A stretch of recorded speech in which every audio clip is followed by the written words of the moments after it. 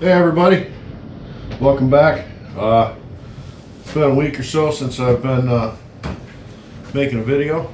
Been a lot of snow and a lot less sleep between my day job and plowing snow at night up in here in Western New York. There's not a lot of time for videos.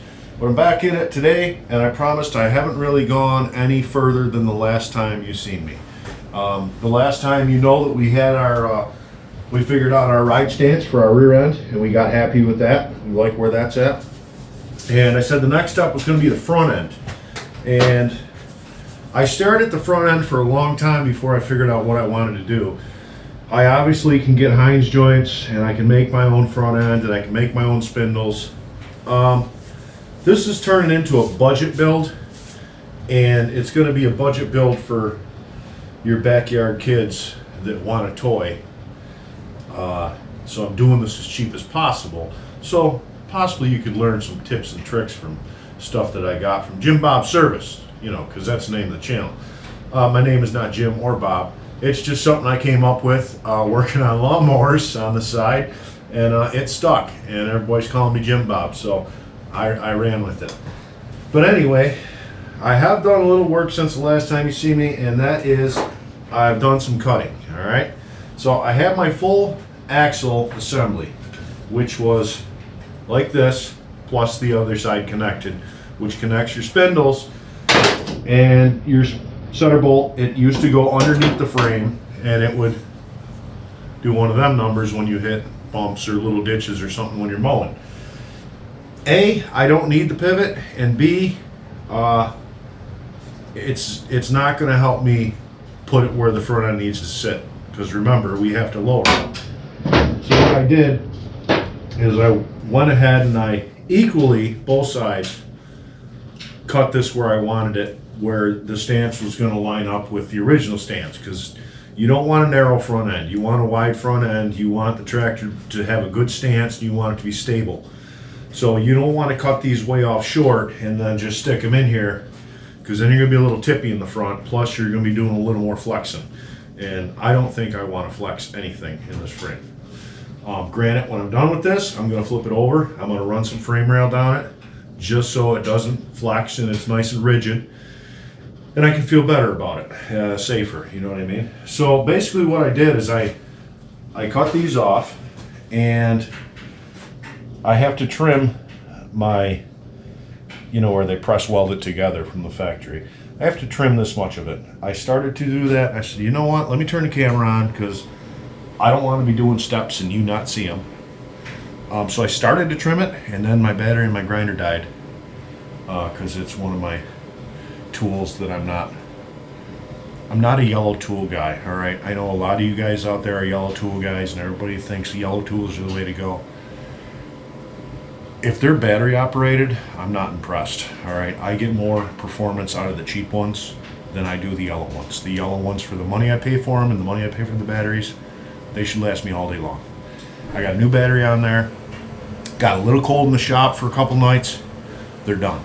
They went from a full charge to nothing. My cheap guys that I buy from the old HF store, I charged it last week. It's been sitting here. Actually, I've used it a couple times, and it's still full. So I don't know. Maybe it's me. Say what you want, but I'm not a yellow tool fan. Anyway, my battery went dead, so I wasn't able to cut that lip off, and I have to do the same thing for this. And as I was doing it, I'm like, let me turn the camera on, like I said, so you guys can see. I don't want to jump forward and have you miss something. So basically, I'm going to cut this tab off, and it needs to rest on top of the frame. That is going to give me my ride height, okay? That's where I'm going to want this to be. After that, I'm going to be doing some fabrication, like fabrication, reinforcement, strut towers, whatever you want to call them. I went ahead and I got some 1x1 or 1 1/4 by 1 1/4, I think it is, tubing. And these are going to slide, this is going to slide right in there. Once this flange is cut and setting flat, this is also going to set flat, and then I'll be able to slide my other spindle assembly into it. Okay, so we're gonna put it in there. We're gonna get a nice tight fit. We're gonna get everything aligned, and then I'm gonna go ahead and weld it. Put a nice bead of weld around there. Once that's done, I'm going to concentrate, once it's all together, I'm going to concentrate on mounting this square from front to front, back to back, side to side, make everything square. And then we're going to work on, I'll probably tack it here and here, maybe on the back side. Then we're going to go after reinforcement. I'm not just going to weld it here and then on the back. We're going further than that. Because now you have to realize all your weight is going to be pulling up on this bar. So you're going to want reinforcement from underneath, welded to this. You're going to want to pinch the frame together. You don't want all kinds of weight pulling up on this bar. This is basically just going to hold my spindles where I need the height to be. And then we're going to reinforce the heck out of it. I'm going to make some nice fabricated pieces. We're going to make this all one piece so I can pretty much park my truck on it and it's not going to break or fall apart, because the last thing you want is your front end falling apart when you're ripping along having a good time. So that's where we're at right now. I've really done nothing else. I haven't worked on the fenders. I haven't worked on nothing. Like I said, I've been busy going on 4 or 5 hours of sleep if I'm lucky at night after working and plowing. So I figured I'd get back after it a little bit today, and I'll see if I can get a little going on the front end so I know where I'm at and I can keep pushing forward. And I figured I'd turn the camera on so you guys could join in and watch. Whether you want to or not. I guess if you do click on it, I've seen a couple people watching these videos. I really appreciate it. I'm not a professional actor. I don't try to be. I don't want to be. I'm just putting it out there as your basic backyard mechanic guy that has got a small shop but knows what's going on. You know, just like a lot of you guys out there. So I'm going to get after it. I'm going to see if my battery's charged, and we're going to go ahead and trim these bottom webs off and get them in place and see if we can get everything where we need it to be so we can start tack welding. We don't want a full weld, we just want a tack weld. You always want a tack weld till you know everything's where you want it to be, then you go ahead and weld it. Alright, don't get out of control. Take your time, slow down. So like I said, I know there's other ways to do it. I know all the other ways the other guys do it. I understand that. I'm not interested. This is the easiest and cheapest way for me to do it.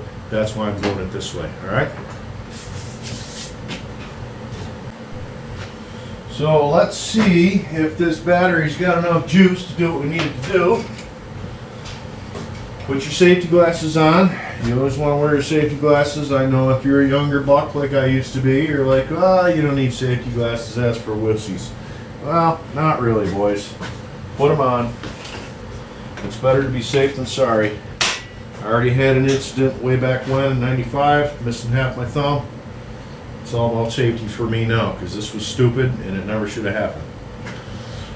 Look around, make sure you, like I tell you every video, look around, make sure wherever your sparks are going, you know where the flammable stuff is, have your fire extinguishers ready, and or like I said, I have a hose that I can hook up real quick.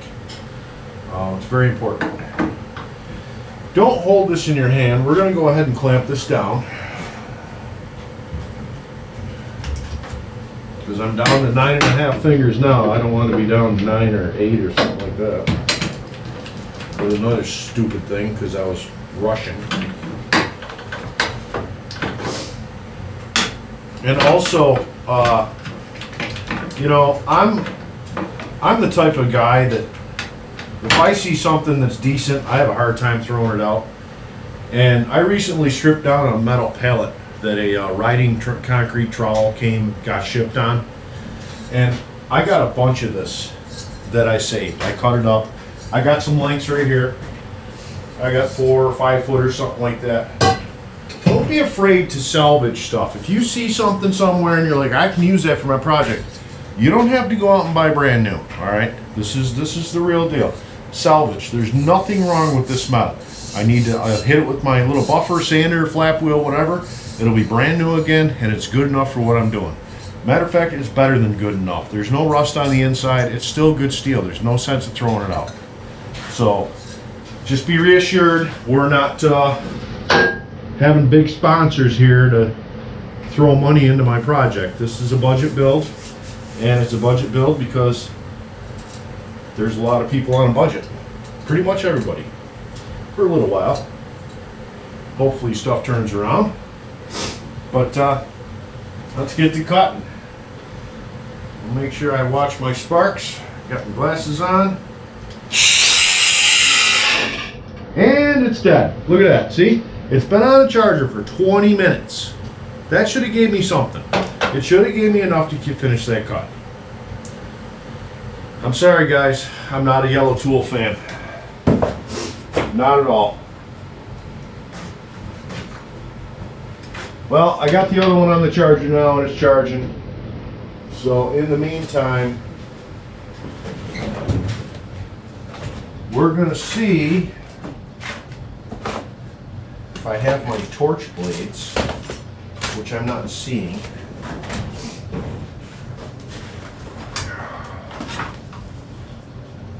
I would use a Sawzall, but I don't have the torch blades with me. I have some, but they're not here. Oh man, this is great for live entertainment. This is what you guys want to watch. Somebody chasing stuff around. Well, at least you know it's not scripted. Nothing worse than a scripted video. Unless you're Cletus, and then that just changes everything. Well, you know, I really don't know what I'm going to do here. I don't have... Let me see if there's another battery in the other room.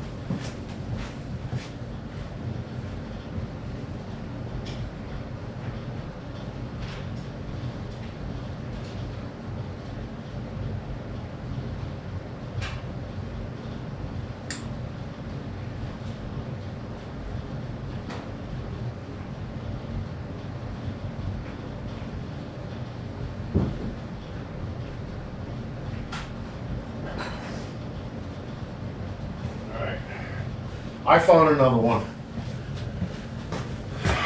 This is a big boy. It says it's got 3 bars. Let's see what happens.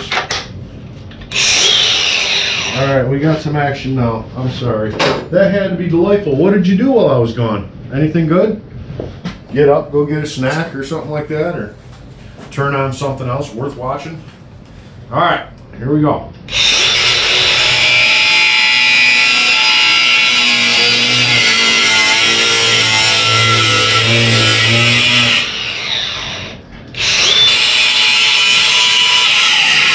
I bet you that sounds lovely on camera. You know, I'm not, I got this in my head. I seen a video of a guy with one of these on a dirt track, and I've always been messing around with tractors, working on tractors since I was a kid for my dad, because he did it on the side, he repaired them. I seen that video, I'm like, I gotta build one of these, all right? So, I'm not really building this because I need to. I'm building it because I figured it would be great content for a video or a video series. And I figured, you know what, if I can just like help people's imagination, that'd be great too. So I think that's good. If you guys are watching this because you want to do this, there's not a lot of money in this tractor. I picked this tractor up for, actually I think this tractor was, hey, come and get it out of my yard. I think that's what this was. And it happens to be a Craftsman. I haven't done it. I'm going to do another one. I'll probably do a couple more. This is my first one I'm doing. But as far as I'm concerned right now, Craftsman is the base to start with. But I'm sure you can do it to many different ones. But I like the way this is all bolted together. It's not all welded together. And it's very, very friendly for fabrication. So we're not doing this because we're building the world's best high-tech tractor to go rip around on. We're more or less doing this to information and entertainment. I mean, what am I going to do with it when it's done? I don't know. Probably find someone probably want it, and I'll just, they can have it. I'll sell it to them. I mean, if there was a track nearby, it'd be different, but I don't have tracks here for this kind of stuff. But I'll tell you what, it's going to look cool cruising around. So I'm going to grind down. I marked out where my where these are going to be mounted with black Sharpie, which kind of defeats the purpose of marking because black frame. But I'm just going to get a little bare metal going here. I'm going to grind this paint away.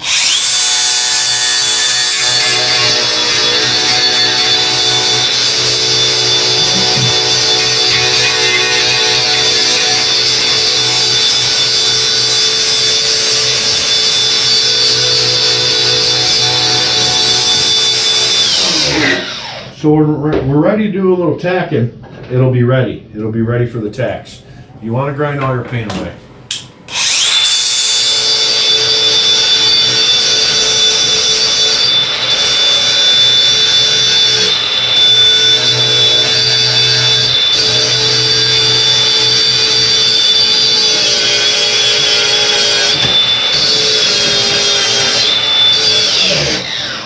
Tacking is going to be a very interesting part of this video, because I bought a welder and I got it off that big site that we get everything from.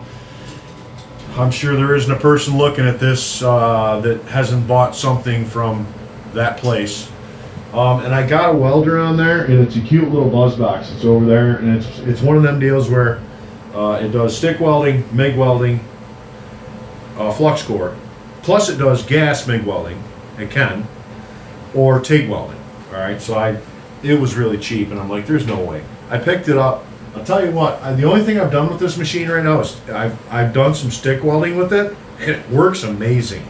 So when we start tacking with the TIG welder, or the MIG welder, I'll be using the flux core wire because I don't have a tank, and I've been telling myself to get a regulator and a tank and a hose, but I haven't done it yet.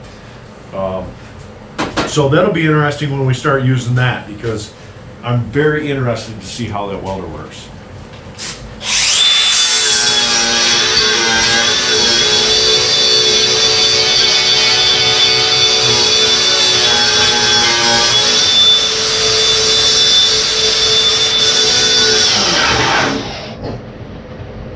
Would I love a big Miller welder? Absolutely. Do I have the money? No.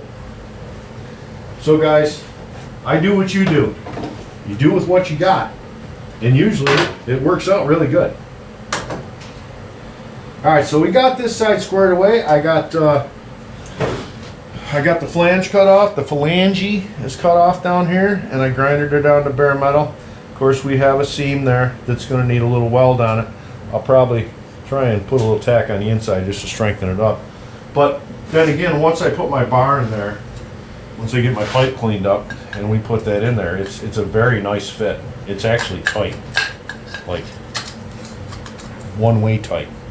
So I'm gonna have a lot of penetration in there, and it's gonna work. It's gonna work good. So I need to go ahead and do this one. The tire's still on this one. I need to pop it off.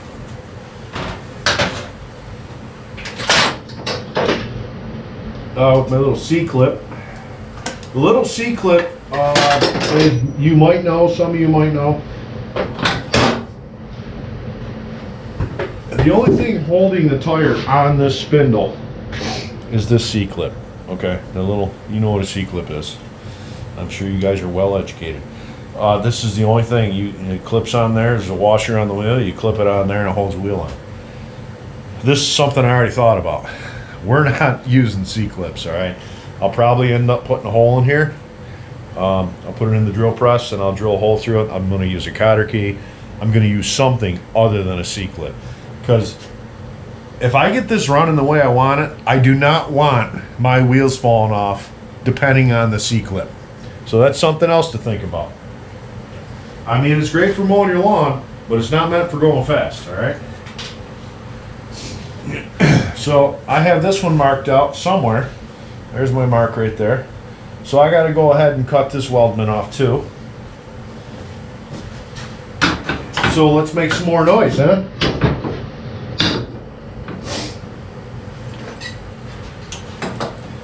I figure Super Bowl weekend I can get a lot done, because, you know, it's kind of like a national holiday when it's Super Bowl weekend coming up in a week or two or whenever it is. Because honestly, I'm not interested in watching it. I would have been, but I don't know. I hate to be hated for thinking the way I do for some of you guys watching, but you know, I stopped watching NASCAR back when Dale Earnhardt had his accident. Number 3 was the man. He was my driver. I don't know, I had to be 16, 17 around there when that happened, or when I started watching and following it really hard. And I love the Intimidator. You know, he was the guy. I got the Snap-on wrench set, I got the jackets, I got plaques, I got everything. I was collecting a lot of stuff, die cast, you name it. Then once number 24 come around and was in the scene, it seemed like, you know, he was always winning. You know, no matter what happened, at the end of the race, the dude would come back and he would just win. And even at that point, I was starting to think, you know, there's a little more to this than racing. There's something else going on. There's money, there's sponsors, I don't know, but there's no way you can't not be losing any races. I mean, 24 was winning every race. And that's when I was like, you know what, I'm done with NASCAR. I'm not watching anymore. And then we lost Earnhardt, and then I definitely said, you know what, there's no reason for me to watch. I'm out. Football is becoming the same thing to me right now. I'm not really interested in watching if the same team's going to be in the Super Bowl every year. I don't have a diehard team. I'm not a diehard. You know, there isn't one team that I'm just like, yeah. I'm up here in New York. Of course, you know, I'm surrounded by Bills Mafia. I'm not one of those people. I mean, good for them. Gives them something to do. But, we can't seem to finish anything that we start. So, therefore, I don't know, guys. If you're gonna give it your all and you're gonna do good all year long, you have to finish. You have to finish everything. Like I have to finish this tractor. You have to finish the season. All right.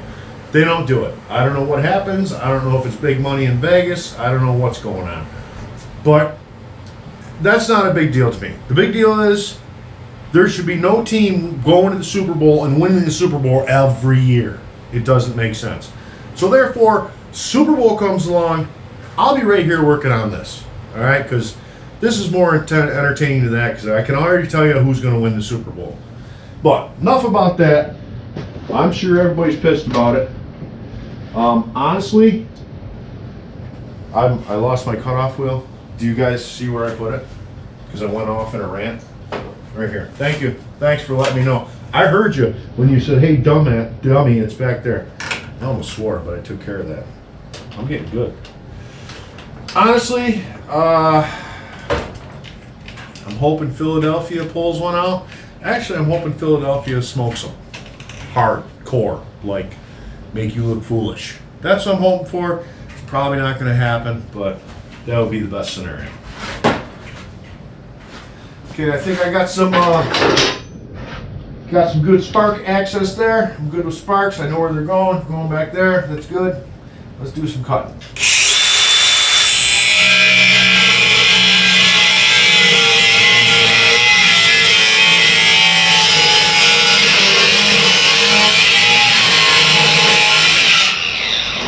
I still don't like using a grinder in here, and I probably won't like using a welder either.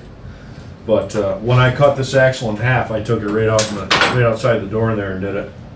I don't know. I've just seen stuff so bad, and if it's going to happen, it's definitely going to happen to me. So that's why you're real precautious.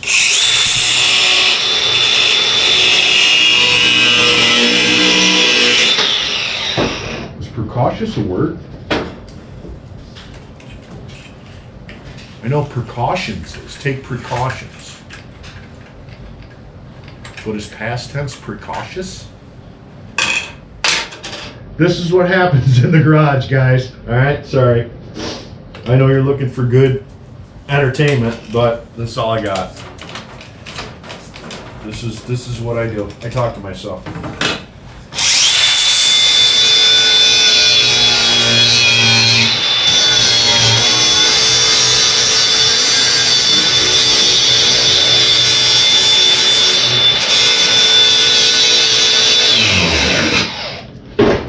hey, you know, at this point, if nothing else, it's gonna look cool.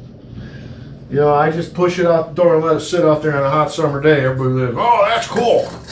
I guess it really doesn't need to run or move at the end of the day, you know?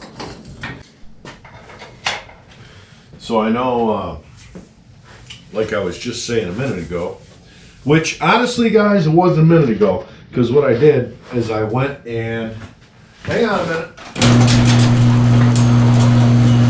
There, I'm gonna close that door a little bit. What I went and did is, I was just gone for a minute, but I know it doesn't look like it on video. I turned the heater on for a little bit because it's very cold in here. And there's the door closing. It's kind of a cold plunge effect, but I don't have a cold plunge. I'm just here, and if I open the door, then I'm cold. I busted out my little buzz box. I wanted to test it out before I turn the camera back on so I don't look like a total idiot. And I grabbed my helmet. Of course, my battery's dead in my helmet. So I'm putting on my my glasses here that I do wear. These guys right here. These are, I think they're shade 3 or something, so they're good enough for plasma cutting. But I really don't. I've had arc eye before, and I don't want to have it again. So I went ahead and I buzzed a little tack on here by using the squints. I'm sure you guys know what the squints are. As soon as you pull the trigger, you squint, and you remember where your hand was, and you do it by memory without looking, because you don't want to mess around with welders and your eyes. But I figured as I was doing this, I want to show you my fancy little welder I have. Okay, I got this monstrous welder at work that's a Miller, and it's this and that, and best of the best. But you know, I'm home, and I'm a real dude just like you guys, so I don't have that kind of, you know, fancy money, I guess you could say. So what this is I got this on that store that I was telling you about. It's a Best Arc. Okay, I think, I didn't look it up to be sure, but I think it was just over $100, I believe. And I want to tell you, this little thing is cool. I mean, for the guy that's doing stuff in their garage, this thing, it's pretty sweet. I watched reviews, and there's pretty good reviews. It gives you where you want to set all your settings. If you have argon or not have argon, it's got a feed wire button in there, which makes it pretty handy. I have flux core wire in there now. I absolutely hate welding with flux core. I've done a lot of it. I'm not bad at it, I just hate it. Power switch in the back. When you power this switch, you power this thing on, it looks like the most high-tech welder you've ever seen. And there it is. And as you turn your dial will adjust your temperature and your wire speed all at the same time. So this thing knows inside whatever you're welding, the thickness of the metal that you want, you set one, and it automatically adjusts the voltage to your wire speed, or vice versa. And then you have your options for your gas or gasless. And then it wants to know what you're doing. Are you MIGging, TIGging, or stick welding? So I'm here to tell you guys, this thing isn't like something you're going to weld loader buckets together with, or you're not going to reharden, reharden junkyard shears or anything like that. But for your garage, for the money that I paid for this thing, I got to tell you, it's a nice little unit, and I am not upset at all. So yeah, you can see, and like I said, I hate flux core because it's so nasty and dirty. I need to go ahead and I need to just get with my guy from work and say, hey, get me a small bottle, because I need a small bottle of argon. And argon changes everything. You get a little shielding gas, and you know how it is. I'm probably talking to people that know what, and they're probably like, shut up, stupid. But you get a little bottle of argon, it changes the world. But let me just show you what it did. I mean, I just stuck it in there for a couple seconds. I really didn't get all crazy with it, but oh, this tripod is a savior, plus it's a pain. Sorry guys, I'm telling you, I don't have a camera guy. I don't claim to be one. Well, you can see right there. That's That's a couple seconds of pulling the old stick, and that's almost, I almost started to bead there. I just wanted to tack weld it, but I almost started to bead. So yeah, this little guy right here, Best Arc. It is a MiG 145, they call it. I want to tell you, it's not. It was under 100 or over, just over 100, because I don't spend a lot of money for tools because I can't. So that's that. I wanted to fill you in on that little welder thing. You got something going on in your shed, you do a little stuff on the side. I mean, you're not fixing snow plows, you're not doing heavy stuff, but this little guy, it's better than not having a welder and standing there going, I wish I had a welder. So it's worth the money, in case you're wondering. And I believe, no, I don't believe, I got this from Amazon. All right, that's where I got it. It's a Best Arc 145, MiG 145. Do I wish it was a Hobart? Yes, I do. Is it? No. What am I going to do about it? Nothing. Or a Miller or something like that. That'd be great. Someday. So, I don't know what this is going to do to the camera. I hope it doesn't destroy the camera. I'm going to throw a little tack over here just real quick.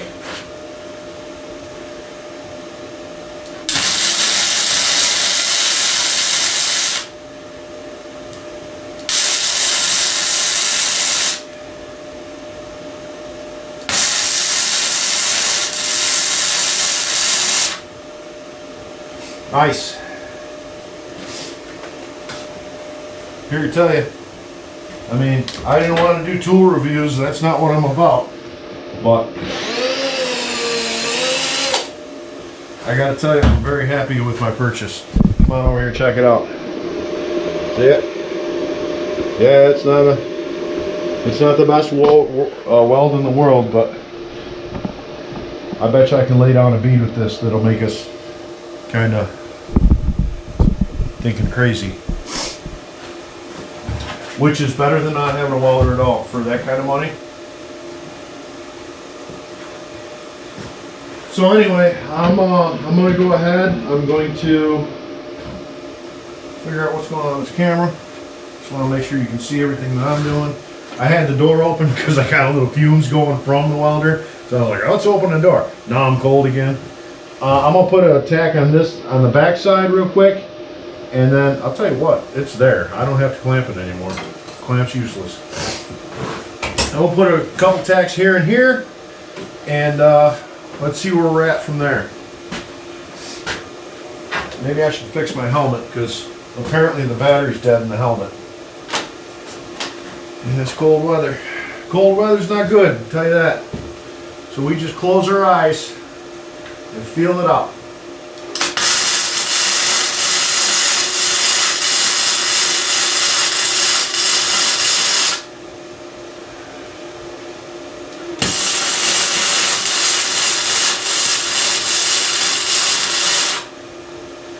You guys are watching me going, this guy's an idiot. You know you've all done it. Don't call me an idiot. You know you welded like this before.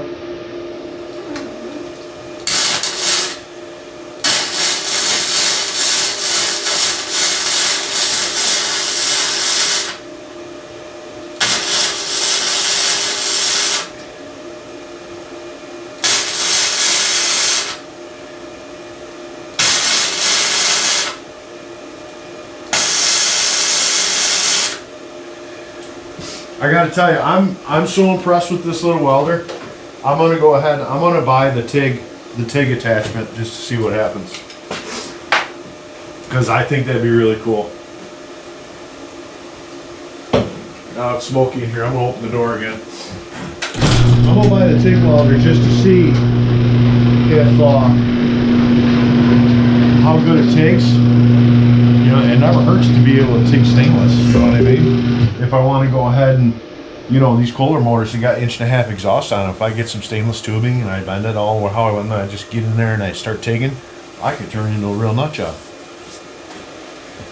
But yeah, I got 4 good tacks on here, and I'm here to tell you, when I get all this to where I want it, I'm not going to be afraid to use this welder to weld it together. I think I'm going to get a hold of my welder guy at work, and I'm going to tell him to give me a decent sized little tank I can put in the corner over there, and I'll go to gas wire, and I'm sure it'll be that much better after that. But yeah, look at, she's all in there. I gotta work this. That's not right. I gotta do some steering linkage adaptation, but that's where we are. We got our tack together. I'm gonna go from there. I'm not gonna jump the gun.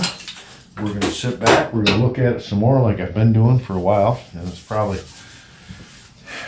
very annoying to you people, but I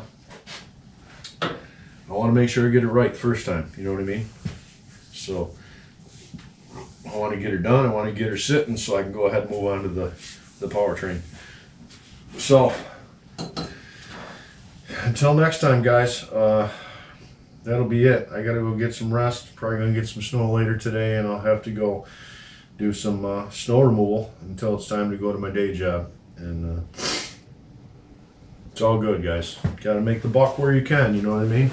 Just like you. We're all in the same boat. And also, let me throw it in there, this welder has it can be 220 or 110. They give you an adapter with it. Actually, they give you a lot of stuff. They give you you have your cables, plus you have your stick cable for your stick welding. You have an adapter. It could be 220 or 110. And when you plug it in, the machine knows. Like, it knows what voltage it is just by plugging it into the wall. If I take this off now and I go plug it in 220, it'll be like, oh, okay, I'm 220 now. I don't know how it knows, but it's got some kind of brain in there, and it's a good little machine. So if you need a bottom end welder to weld some stuff together, I say you go with that. The first time I used it, just so we know, we're clear, I welded the drive shaft on this four-wheeler right here. The front drive shaft was broke, and that's a 2000 Yamaha. And to buy the drive shaft that we need for that machine, I think it was, well, first of all, it wasn't available. And if you could find one, it was used from the used place sellers on the internet. I think they were like $300, and the splines are stripped out. They're like, oh, $300 for this, but the splines are stripped and the spring's missing. I'm like, really? So I just I did a little fabrication, and I got spline to spline, U joint to U joint. I put the whole thing together, and I let that center shaft float in there where it needed to be, where it was happy. And then I took my stick welder hooked to this machine, and I just ran a bead around it, and I tested it out by kind of doing some crawling up the steps and crawling up other things, and it's there. It's not going anywhere.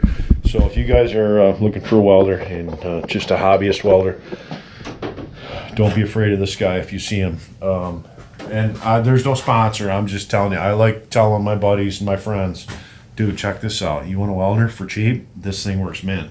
So I'm just getting the information out there. No money on my end, but Best Arc MiG 145. I stand behind it. It's a good little machine for the money. You can't buy a soldering gun for under $100 nowadays. So to get a little MiG TIG and stick welder, it's unheard of. So yeah, guys, that's it for today. I'm gonna go upstairs and eat myself some dinner, get warm for a little bit, chill out on the couch, because I think I'm going to be out doing some snow removal tonight.